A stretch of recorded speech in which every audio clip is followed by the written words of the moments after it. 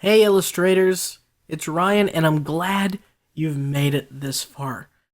Now we're gonna get into the real juicy stuff, which is effects. That big menu that's inside Illustrator that is kind of intimidating, but let's jump in, let's make a new document, and take a look and start messing around. First, let's have artwork that we want to apply effects to.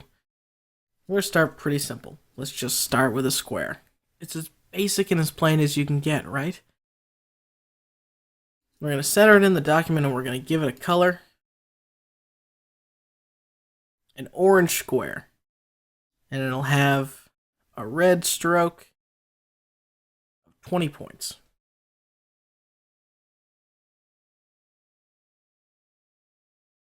Now, let's apply some effects and see the things that we can do, really getting an advanced look at what Illustrator's capable of.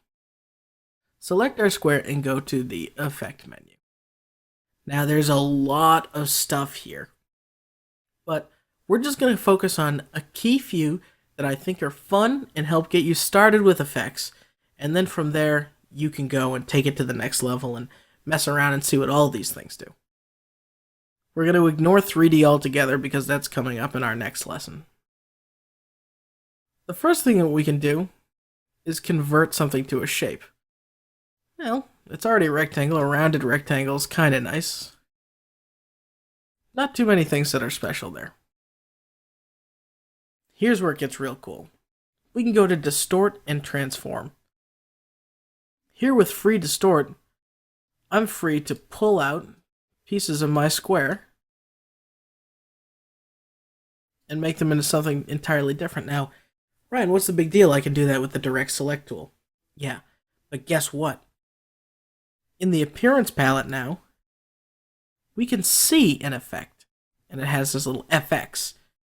We can go in and double click this and change that effect later on. We can even hide it and show it.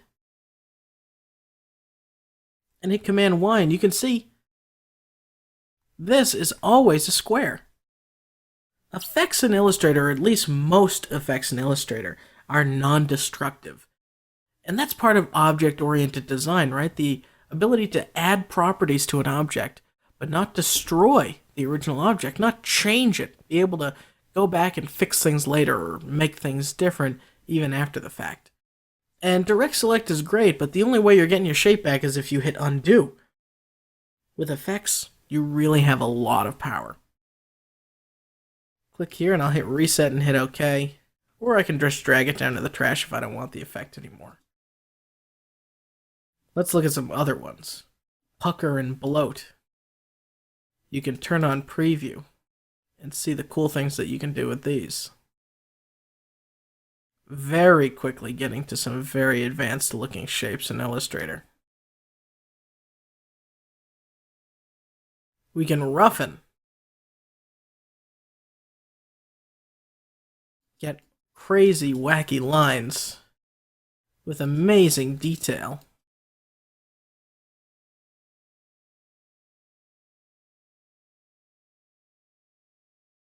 Transform's one of the coolest ones. Now I'm going to scale down this entire square so you can see the power of Transform. But with Transform, I can say, move something around. Okay, well that's not that cool, Ryan. Why do you care about that? Well, I can also make copies. So if I dial up the number of copies, you can see very quickly all the crazy things that you can do with these effects. You can even rotate.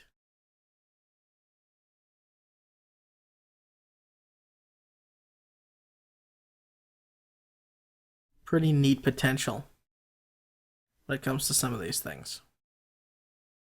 Now it gets even better. I'm going to do 0 on my angle. Effects can also be stacked on top of each other.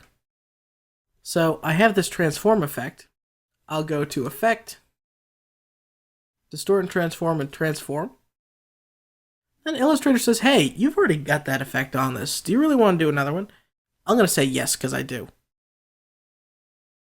And now I'm going to make a bunch of copies going down.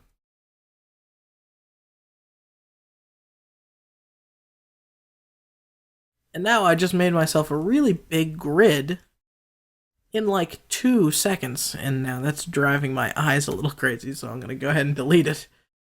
But you're getting the idea. Transform is one of the best effects for doing that type of thing.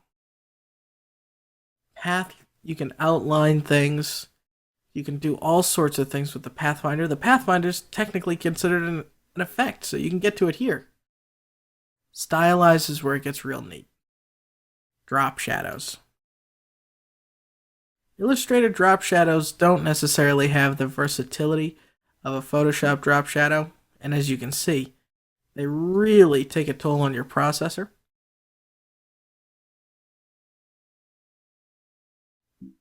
Every little change, right, requires a couple seconds or more.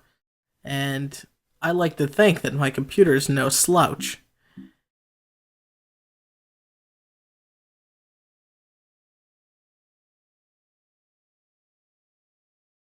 And you can change it from multiply mode or down. Change the color of it to be red.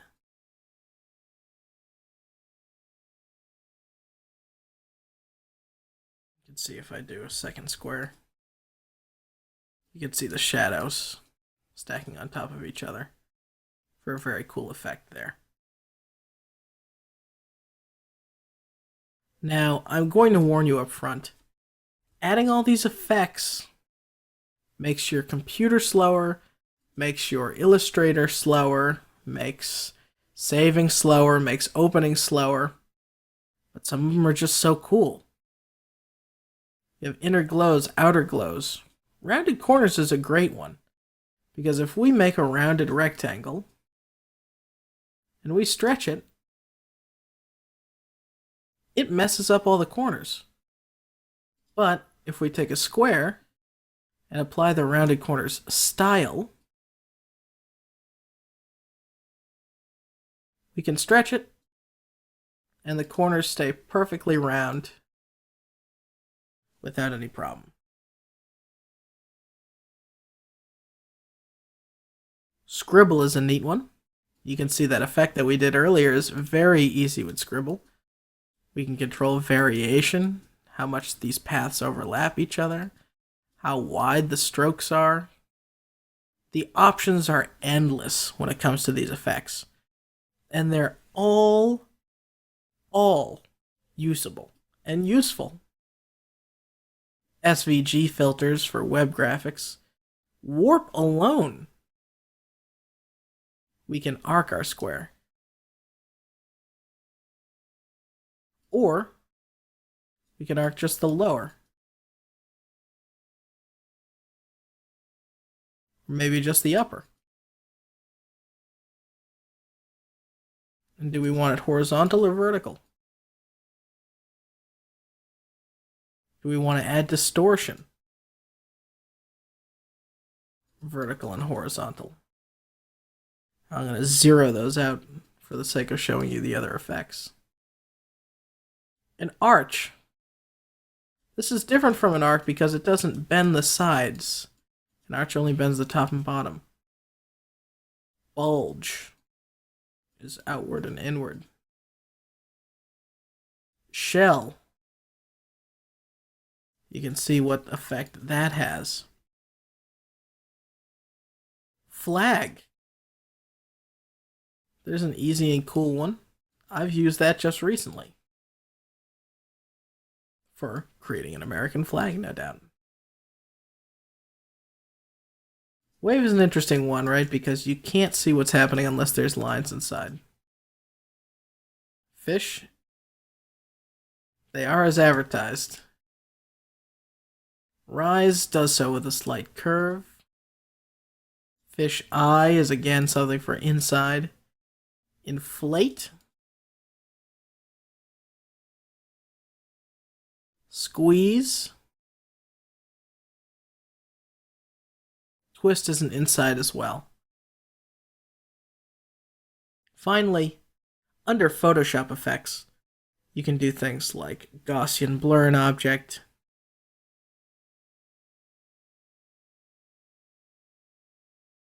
and make it very, very soft. Of course, when you zoom in here, it stays smooth, but once you start getting into these type of effects, you're really losing Illustrator's crispness. That being said, we could take, say, our paintbrush and draw a bunch of grass, right? And I know how bad this grass is.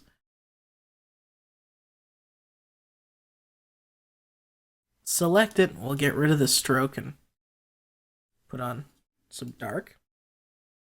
I'm going to Command C, Command F, paste another one in its place. To give variety, watch this. This is a little trick I like to do. Go to Object, Transform and Reflect it. That's just going to flip it around. Now we'll make it a little bit taller. We'll squish it. We'll make a second set. Now these are two objects, so we'll use Pathfinder and unite them.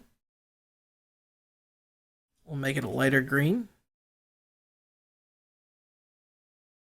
We'll put it behind, arrange, send to back. And then we'll apply that same blur. You can see it takes a while. And you can add some pretty cool depth to things pretty quickly. Now that's a little too blurry, so I'll click on that effect again. 7 is 75. Why don't we do 35?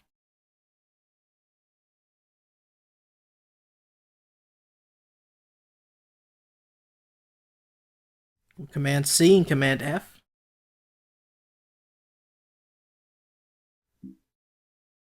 See all the processing now that's happening? Every time I go to click something, object, reflect, vertical. These effects are just stacking on top of each other.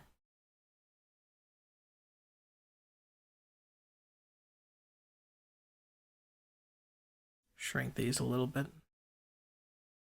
And we'll make those even less blurry. We'll go 15.